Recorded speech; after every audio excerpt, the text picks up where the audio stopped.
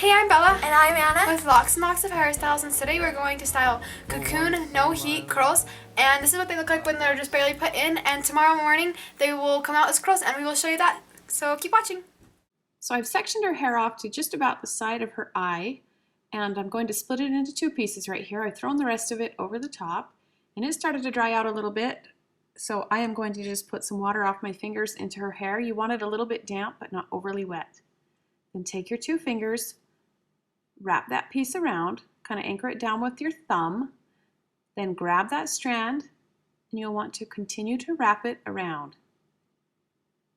So you've got it looped around your fingers, and you are wrapping the strand the same direction over and over until you have about 2 inches left over. Then I'll pinch those between my two fingers and slip them through the hole. It gives a little loop. Don't let it go all the way through. Notice how my thumb is holding the end of the strand, and then tighten it down so that it doesn't slip out. And you'll see the little loop and then the little strand hanging out of the bottom. Get your next piece ready. Again, get it a little damp if it's too dry, but don't over soak it.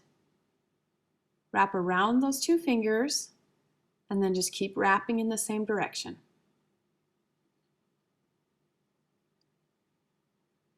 Keep wrapping until, let's see, that mine's too long, so keep wrapping around until you have about 2 inches.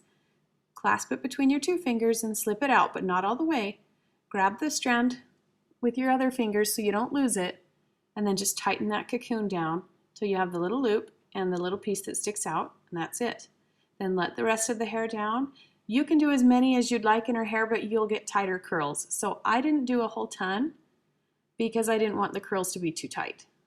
So it'll look like this once you get it done.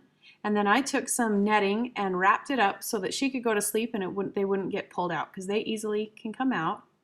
So it's the next morning, and I've just let these out, and it looks kind of like bed hair. But we're going to grab the little end and just tug on it, and the little cocoon comes free.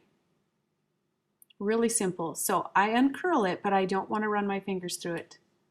Just let it hang down and pull out all of your curls. Just grab that little end piece and give it a gentle tug. Let them all out. And then most of my ends look pretty good, but this one is a little bit frizzy on the end, so I'll just take my wand or a curling iron. You don't have to do this part because I know I said no heat curls, but I would rather just wrap that end around and give it a really pretty look instead of that frizzy look that it had. And then I don't want to run my hands through it, but I will separate them and then twist them the same direction that the curl goes. Wrap it around my finger the same direction just to have my curls spread out instead of just several big clumps of curls. Do it all the way around your head. And then I take a brush or a wide tooth comb and gently comb out the top layer so it doesn't look like you've slept on it. And then I don't like how it has this 5-inch gap where there weren't any curls, so I am just going to twist my hair back. This part's optional, but I think it looks nice. Slip a bobby pin in. And this part is however you want to style it. I will wrap mine around and make it a little more looped. I think that's pretty because then the curls starts at the very top of your head instead of down a few inches from where those cocoons started. Then I grab my hairspray, just give it a couple of squirts, and I squeeze it in my hand while the hairspray is still wet. It makes it really shiny, and I think it gives it more of a heated curl look than just a no heat curl. So some on each side and a little bit in the back. Give it a nice squeeze. The curls will last for days. Good luck. For once in my life.